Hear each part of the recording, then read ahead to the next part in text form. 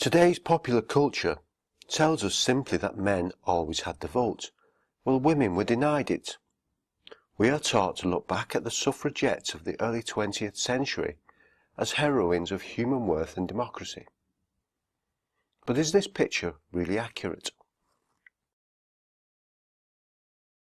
When suffragettes were agitating for the vote for women, huge numbers of male soldiers fighting and dying in World War I on behalf of countries with universal male suffrage didn't have the vote.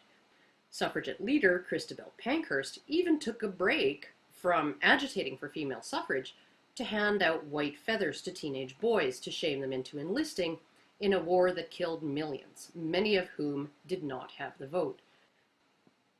And this is where we come to the real issue. It is simply and plainly a refutation of the feminist concept of historical male privilege and female subjugation. From the website Great War Fiction, regarding Britain's White Feather Campaign.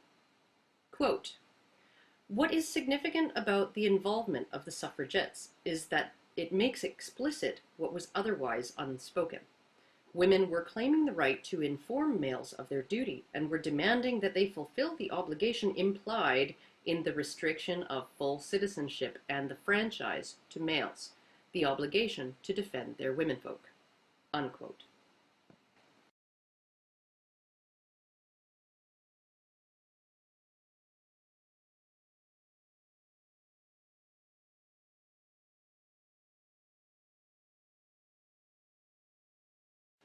In other words, the White Feather Girls and the suffragettes understood that men had political franchise and women did not because men had a duty to go to war to protect women.